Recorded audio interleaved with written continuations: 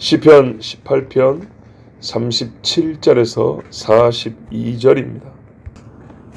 내가 내 원수를 뒤쫓아가리니 그들이 망하기 전에는 돌아서지 아니하리이다. 내가 그를 쫓아서 능히 일어나지 못하게 하리니 그들이 내 발 아래에 엎드러지리라. 주께서 나를 전쟁하게 하려고 능력으로 내게 띠띠우사 일어나 나를 치는 자들이 내게 굴복하게 하셨나이다. 또 주께서 내 원수들에게 등을 내게로 향하게 하시고 나를 미워하는 자들을 내가 떠나버리게 하셨나이다. 그들이 부르짖으나 구원할 자가 없었고 여호와께 부르짖어도 그들에게 대답하지 아니하셨나이다. 내가 그들을 바람 앞에 티끌같이 부서뜨리고 거리에 짐같이 쏟아버린다. 아멘. 하나님께서 다윗을 강하게 하시고 싸움에 능하게 하셨다. 이스라엘의 목자, 싸우는 목자, 전사가 되게 하셨다 그랬습니다. 어느 정도로 싸웠냐? 원수가 진멸될 때까지, 37절 보세요. 진멸될 때까지 돌이키지 아니하였다. 완전한 승리를 얻은 후에야 돌아갔다는 겁니다. 에돔이나 모압, 암몬, 블레셋, 아람, 이스라엘 주변 모든 나라에게 다윗은 완전한 승리를 거두고서야 칼을 거두었습니다. 그들이 재밌게도 연합하여 다윗을 쳐내려고 했습니다. 암몬 족속과 아람이 연합하여 다윗을 치려 했다. 근데 다윗이 그놈들을 격파했습니다. 모압이, 에돔이 다 다윗 앞에 깨졌습니다. 근데 지금 형국을 보면요, 1948년부터 이스라엘과 대중동 국가 간에 전쟁이 있었는데 다 어떻게 됐습니까? 연합하여 치려고 했지만 이스라엘을 못 이겼죠. 이스라엘이 다 굴복시켰습니다. 오늘 지금 이 말씀이 전쟁 이야기인데요.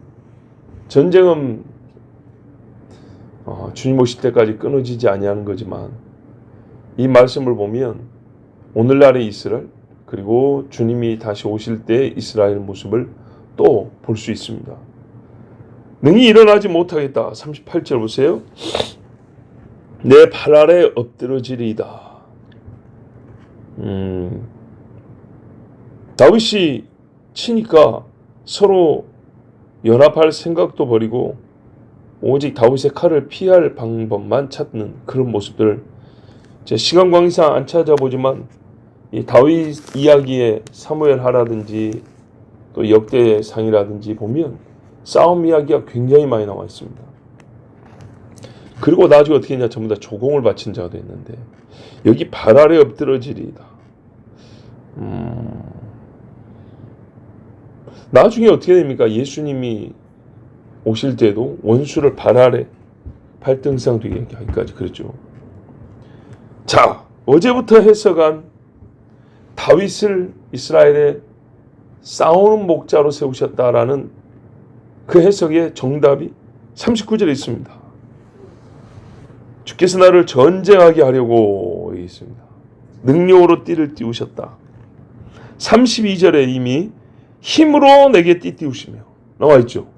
그래서 32절부터 다윗이 지금까지 나를 구원하시고 반석되시는 하나님을 노래하는데 전체적으로 노래하고다가 이제 그 시작점에 구체적인 그 전쟁 상황에서 하나님이 이스라엘을 위하여 다윗을 쓰기 시작하셨거든요. 그 이야기다. 그때를 회상하면서 다시 하나님을 높인다 했는데 여기 답이 나와요. 우리가 나눠서 읽어서 그렇죠. 이게 한 묶음입니다. 자, 다윗의 전쟁 이야기 정말 많습니다. 다윗이 누구랑 싸냐면 처음에는 블레셋과 싸웠고요. 안타깝게도 다윗을 죽이려 했던 사울과 싸운 것은 아니지만 그 집안과 결국에는 싸우게 됐고, 나중에는 뭐 이방 나라뿐만 아니라 자기 아들 압살롬, 그 다음에 압살롬 죽은 다음에 세바라고 그 틈을 타서 반란 일으킨 놈이 하나 있었어요. 다윗과 압살롬이 싸울 때 이때다 하고 일어난 세바라는 그 반란자가 있었는데, 걔가 죽을 때 이제 그 지혜로운 여인이 위해서 이렇게 여호와하고 협상을 하잖아요. 이 이스라엘의 어머니 같은 성을 다 없애려고 합니까? 그게 아니고 세바만 내주면 된다. 그래갖고 목 잘라서 던져준 지혜로운 여자 이야기. 그거 이제 세바, 반란 등 많은 사람들을 다 굴복하게 하셨어요. 어떻게? 능력으로 띠띠우사 힘을 주셨어요. 전쟁할 때는 손의 힘도 중요하고요, 마음의 힘, 기세, 사기 정말 중요합니다. 아무리 다른 조건이 좋아도 사기가 떨어져 버리면 못 싸웁니다. 우리가 전쟁 이야기를 여러 그 TV나 이런 데서 보면 숫자가 많은데도 불구하고 그냥 막 도망가는 경우 있잖아요. 형세가 급하다 그러잖아요. 아무리 수가 많고 장비가 좋아도 이 싸움은 안 되겠다 싶은 또 다른 요인들이 있어요. 그때는 도망가야 사는 거지, 안 그러면 죽기 때문에 이제 도망가는 겁니다. 자, 그렇게 하나님이 다윗에게 유리하게 해주셔서 여러 가지 힘을 주셨어요. 그래서 다윗은 이기고 또 이겼어요. 자, 여기서 우리가 하나님이 일하시는 방식 늘 듣고 늘 우리가 아는 바지만, 오늘 여기서도 다윗 아니면 못 싸우시냐? 아니죠. 다윗 아니면 이스라엘 구원할 사람이 없냐? 아니었어요. 엘리야가 위대하지만 진짜 엘리야가 생각하기를 나 죽으면 없는가 그랬더니 엘리사가 있죠. 근데 엘리사가 그 뒤를 이을 줄 꿈에도 몰랐죠. 왜냐하면 농사꾼이었거든요. 제가 무슨 소위 선지자 학교에서 훈련받은 애도 아니고 엄청나게 기도를 많이 했다는 소문이 난 애도 아니고 익히 들었던 제2의 엘리야라고 소문 들었던 과연 누구나 이런 애가 아니고 진짜 무명한 부잣집 아들이랬단 말이에요. 소 2마리씩 엮어가지고 바꿔는 그 어려운 시대에도 부잣집 아들일 뿐이었는데 엘리사를 하나님이 썼단 말이죠. 하나님은 자기 일을 위하여 종들을 세우시는데 그에 걸맞는 싸움을 위하여 전쟁에 능한 자가 되게 하시고, 또 예언을 주게 하여 기도에 능한 자가 되게 하시고, 가르치게 하려고 말씀에 능한 자가 되게 하시고, 이렇게 해서 쓰십니다. 40절 보면 싸움의 양상을 조금 더 말한다면 끝난 것 같은데 굴복 끝난 것 같은데, 한 번 더 말하자면 등을 보이고 도망을 갔다는 거예요. 등을 보이면 끝난 겁니다. 이 권투 시합 혹시 보셨는지 모르는데 맞고 다운되는 경우 있죠. 등 보이면 자동 다운입니다. 격투기 시합에서 등 보이면 자동 다운. 그거는 본인이 회피한 거 된단 말이에요. 맞아서 다운되는 것을 피하려고, 못 때리게 하려고 등을 돌렸단 말이죠. 그거는 딱 쓰러지기 일보 직전인데 그걸 회피하려는 행동으로, 또는 싸울 의지가 없는 행동으로 보고 자동 다운을 줍니다. 자, 그것처럼 등을 보였다. 두려워서 도망갔습니다. 그런데 졌으면 어떻게 하죠? 사랑합니다 이래 살 건데 계속 미워하는 자들이었어요. 미워했기 때문에 싸우러 왔고, 지고도 미워하고 끝까지. 그래서 어떻게 했냐? 끊어버렸다. 여기서 우리가 좀 조심할 게 있어요. 다윗이 기분 나쁘면 사람 죽이는 놈이었나? 그런 겁니다. 아니죠. 그랬으면 사울을 진작에 죽여버렸죠. 본을 삼았을 겁니다. 아니면 다윗은 그렇게 나쁜 사람 아닌데 하나님이 다윗을 그렇게 너무 특별히 사랑해가지고 나머지 사람은 사람 취급도 안 하고 그냥 다윗을 위하여 다 죽여버린다. 다윗만 살면 돼. 하나님이 그러셨나? 그런 것도 아닙니다. 다윗이 뭘 하려고 했는지를 보면 알아요. 그래서 다윗의 사역 처음이 싸움자였다 하는 걸 볼 때, 처음에 왜 다윗이 싸움자가 됐죠? 블레셋이 이스라엘을 없애려고 했기 때문입니다. 계속 치고 들어왔습니다. 블레셋 입장에서는 땅이 좁습니다. 그래서 저 바다에 살던 놈들이 배 타고 해안으로 들어와가지고 서쪽에 들어와서 계속 밀고 들어오는 겁니다. 그래서 이스라엘을 보호하기 위해서 다윗이 싸운 겁니다. 그리고 이스라엘 전체를 보면요, 사방이 둘러싸여 있습니다. 몰리면 지중해로 전부 다 빠져 죽어야 됩니다. 그렇기 때문에 성경에 요한계시록 12장에 보면 성도들의 남은 자들이 바닷가에 서가지고 용이 바다로 밀어 다 죽여버리려고 그랬다 했는데 이게 이스라엘 이야기구만요. 이스라엘 이야기. 이스라엘 중에 남아있는 자들을 죽여버리려고. 자, 그래서 이스라엘에 하나님이 주신 그 약속의 땅을 지키려고, 이제 막 세워진 나라 지키려고 그렇게 싸웠기 때문에 다윗을 미워한다는 것은 이스라엘을 미워한다는 말이 됩니다. 그리고 이스라엘에는요, 사람이 차지하는 땅은 어느 정도 확보되는데 성전이 안 세워졌어요. 하나님이 분명히 여기에 성전 세운다 했거든요. 그러면 사방이 미워한 이유는 다른 이유보다는 이것 때문입니다. 여호와 하나님의 율법이 있고 약속이 있고 장차 메시아가 올 민족이고 성전이 세워질 땅이기 때문에 그래서 미워한 겁니다. 특별히 그 중에 다윗 때 결판을 내야 한다. 다윗이 일어나기 전에 그들의 인간적인 생각은 다윗이 하도 잘 싸우니까지만 배후의 영적인 그 세력에서 마음에 자꾸 충돌이 될 때는 굉장히 미워요. 자기들은 왜 미운지 다윗이 잘 싸우니까 이기서 머물겠지만 실제 영적 세계에서는 다윗을 두면 그리스도의 나라까지 이어지잖아요. 여자의 씨에 손단 씨가 여자를 더럽히는 이 네피림처럼, 네피림의 이 천사들, 악한 영들처럼 그런 겁니다. 자, 그래서 다윗의 원수들은 다윗을 미워하여 죽이려고 했어요. 그때 하나님이 이스라엘을 통하여 하시고자 하는 일을 하게 하기 위하여 다윗을 손으로 썼단 말입니다. 그러니까 다윗을 미워한다는 것은 결국에는 하나님 미워한다는 말과 같은 말이 됐습니다. 집안에도 그런 일이 있었죠. 미갈이라고요. 이 여자가 다윗이 한 일을 보고 비웃고 조롱했어요. 근데 다윗이 그날 뭘 했냐? 법궤가 수십 년 만에 돌아와서 기뻐서 춤을 췄잖아요. 거기서 다윗을 비웃었다는 말은 그 속에 하나님이 있을까요, 없을까요? 없다는 얘기죠. 하나님이 없다는 얘기입니다. 주여.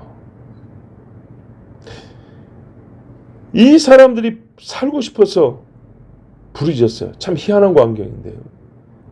뭐가 희한하냐면 암몬 사람들이 자기들의 신을 부르고 블레셋이 자기들의 신을 부르고 희한한 게 아니고 급하니까 여호와를 부르더라는 거예요.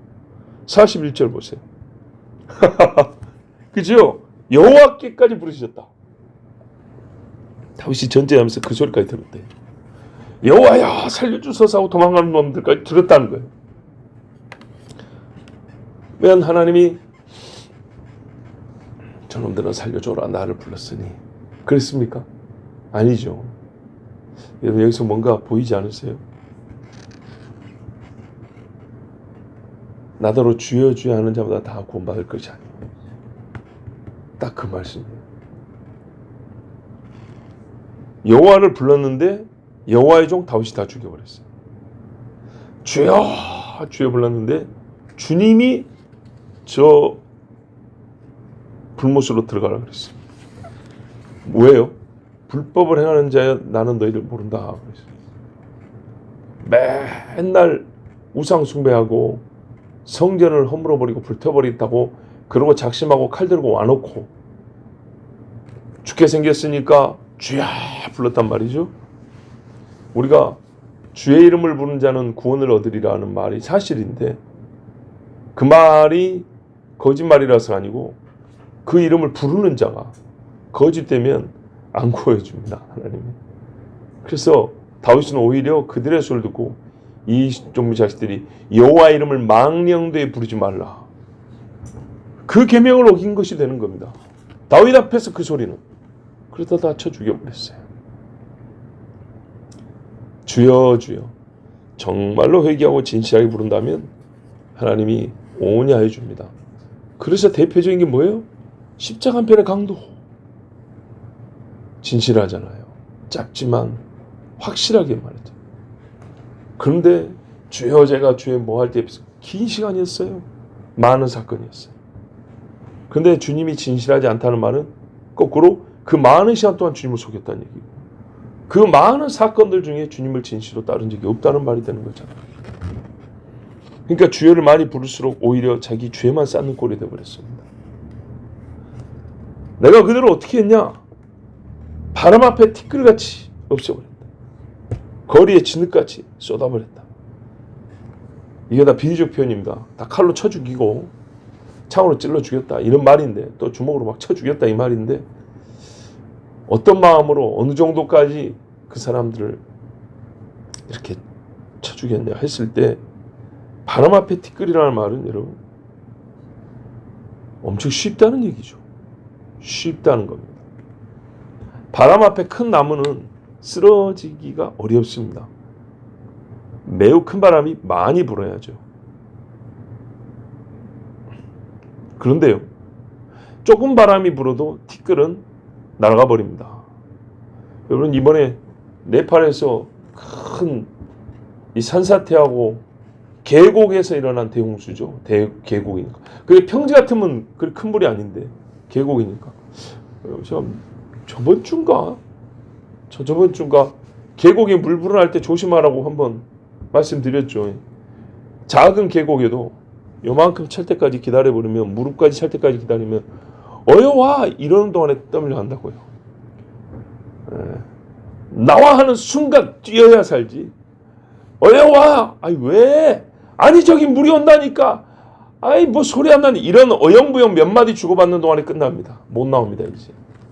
나와 그러면 짐이고 뭐고 놓고 무조건 뛰어나와야 됩니다. 예. 아니 가만히 있어봐, 이거 비싼 슬리퍼인데 이거 신고 나가야 돼. 이러면 가시는 겁니다 이제. 금방입니다. 보셨죠? 금세입니다. 서서히 느는 그런 게 아니에요. 갑자기 쳐와 버립니다. 그 영상들을 안타깝지만 보면서 주님 오실 때 도적같이 온다고 했습니다. 자, 진흙같이 쏟아버렸다. 자, 먼저 바람같이. 티끌은 바람에 견디지를 못합니다. 그냥 날아가 버립니다. 보이지도 않습니다. 그렇게 쳤다는 얘기고. 두 번째, 진흙같이 쏟았다. 이게 이제 조금 해석이 필요합니다. 우리 번역은 진흙인데요, 옛날 번역에 보면 오물 이렇게 돼 있어. 오물 그러면 쉽게 말해 똥물입니다. 똥물. 똥물을 쏟아버렸다. 아, 여러분, 오물이라는 건 말입니다, 본래 형체를 잃어버린 물질들입니다. 생각해볼까요? 세상에 아름다운 게 잘 차린 밥상이라고 그러죠. 세상에 들어온 게 짬밥 아닙니까? 다 섞어버린 거. 처음 모양이 없어요. 생선도 구워놓으면 노릇노릇 맛있게 보이고 모양이 좋은데, 그거 다 발라먹고 잔가시는 입에서 막 뱉어내고 막 이로 그 대가리 남은 거, 창자 남은 거 다 섞어보세요. 본래 물고기 형체가 없어지면서 징그러우시죠? 맞죠? 예. 가지도 이뻐요. 가지 나물까지도 괜찮아요. 근데 먹다 개워놓은 거는요, 가지의 성분은 있지만 모양이 아주 그냥 일그러지고 찢어지고 뒤죽박죽이 돼가지고 그 자체 혐오스럽죠. 그게 오물입니다. 똥은 말해 무엇하리요? 도대체 뭐가 뭔지 알 수가 없죠. 그냥 똥이지 그거는. 자, 이게 오물입니다. 악취와 흉한 모습을 한 배설물들, 이거를 거리에 쏟아버렸단 말입니다. 여러분, 오물 아까워서 남겨놓은 사람이 있나요? 없지요. 그리고 그걸 거리에 있으니까 남들이 다 본다는 얘기고요. 쏟아놨으니까. 안 그래도 여러분, 오물도 통에 담아놓으면 더럽지만 그래도 그 통 안에만 있잖아요. 이걸 쏟아버렸다는 것은 해쳐버리고 그 가증함에 합당한 비참한 형국이 되도록 그렇게 해버렸다는 겁니다. 오물에 맞는 형태로 뭐냐면 쏟아지는 거야, 이렇게 해버렸다는 거죠. 다시요. 오물이라도 통에 담겨지는 거고 밭에 거름으로 준 거하고 길바닥에 그냥 막 아무렇게나 쏟아버린 거는 완전히 다릅니다. 그 혐오스러움, 그 더러움을 공개하고 그 더러움이 더 더럽게 느껴지도록. 그렇지 않아요? 예. 통에 담겨 있으면 어휴 이러고 그냥 걸어가면 되는데 길바닥에 있으면요. 아유, 여기 퐁당 저기 퐁당 막 비껴가려고 하고 막 침 뱉고 그냥 난리가 나겠죠. 그래서 거룩한 땅을 더럽히려 온 자들을 추악하게 만들어 그들이 하려고 한 그대로 성은 이렇게 딱 한 줄이 세워졌지만 그들은 온 거리 흩어서 그 더러움과 추악함이 나타나게 그렇게 하나님이 갚으셨다는 겁니다. 성산을 허물려는 자, 성산은 원래 딱 세워져 있잖아요, 모양이. 근데 그 성산을 헤쳐버리려고 했던 자들, 그들을 헤쳐버렸어. 하나님이 만천하에 그렇게 드러냈다는 겁니다. 여기서 떠오르는 게 있어요. 그게 뭐냐? 우리 주님이 마지막 오실 때 전쟁하며 오시는데 뭐라 했어요? 이스라엘을 도울 자가 아무도 없어서 내가 왔다 그랬어요. 선혈이 가득 온몸에 피가 막 왜 그랬더니 밟았다 그랬어요. 오물 길거리에 쏟아져 버리는 포도즙 틀을 밟았다 이렇게 돼 있어요. 나는 그날이 떠오릅니다. 주여, 정말 끔찍한 것인데 실제로 일어난 일로 알고 있습니다. 옛날에 북한에서 그리스도인들을 죽일 때 또는 그들의 반동 분자를 죽일 때 방법 중에 하나가 뭐냐면 땅에 파묻고 머리만 내놨어요. 불도저로 밀어버렸어요. 머리가 어떻게 되죠? 수박 깨듯이 깨지겠죠. 불도저가 지나가고 나면요. 목 밑으로 땅에 있는 건 성한데 머리가 깨졌기 때문에 그냥 짱 쫙 이 얇은 전처럼 깔아져 있겠죠. 그렇게 해서 죽였어요. 뼈가 깨지는 소리부터 깨짐과 동시에 다 땅에 진리해져 버렸어요. 여러분, 우리가 성경에서 주께서 포도즙 틀을 밟았다 하면 너무 잔인하다. 성경이 이렇게 잔인해. 그 사람 행한 그대로 갚아주리니. 그리스도인들이 뭘 잘못했다고? 예수 믿는다고 그렇게 했어요. 그뿐이 아닙니다. 그렇다면 우리 주님이 그들을 바람 앞에 티끌같이 부셔버리고 가루로 만들었다는 얘기예요. 그거 날려버리고 진흙같이 쏟아 오물같이 쏟아버렸나이다. 나는 그래서 여기서 다시 오시는 주님이 다윗과 같이 싸우는 그날을 봅니다. 성경에서는 예수님이 친히 말씀하죠. 시편의 나를 가리켜 기록한 말씀. 시편의 나를 가리켜 있다 보니까 십자가 이야기가 많이 나오거든요. 개들이 내 쇠를 찔렀나이다. 뼈마디를 셀 수 있나이다. 내 옷을 제비 뽑았나이다. 이게 다 시편에 나온 말씀이에요. 이제 뒤에 가면 점점 나옵니다. 십자가만이 예수님 이야기로서 기록된 게 아니고 재림 이야기까지 시편에 담기고 있습니다. 우리가 잘 아는 날, 주의 거룩한 날에 새벽 이슬 같은 주의 청년들이 있고요. 원수가 내 발등사 되기까지 이것도 다 여기 있고 시편에 있습니다. 자, 오늘 여기서도 전쟁하게 하시는 하나님, 다윗 나를 전쟁하게 하셨나이다. 우리 주님 이야기, 다시 오실 때 주님 하실 일도 우리가 이 말씀 통해서 확인합니다. 참 아름다운 모습이 머리에 그려지지는 않았습니다. 그죠? 고통스럽고 징그러운 모습들이 기록되어 있지만은 어쩔 수가 없습니다. 성경에 기록된 대로 이스라엘을 없애려는 자들에게 하나님은 다윗을 통해서 이렇게 싸우게 하셨고 장차 모든 그리스도인들과 이스라엘을 믿는 자들, 돌아온 자들을 오물처럼 이렇게 쏟고 바람처럼 날려 없애버려요. 티끌처럼 날려 없애는 이스라엘을 없애버리겠다 하는 그들에게 우리 하나님이 하실 일입니다. 기도하겠습니다. 아버지 하나님 감사합니다. 예수쟁이는 잔인해야 한다. 예수쟁이는 사랑도 없어야 하고 무감정해야 하고 그렇게 하나님이 말씀하시고자 한 것이 아니라 하나님이 예수쟁이를 사랑하고 이스라엘을 사랑하고 다윗을 사랑하여 하시는 일을 보여주셨습니다.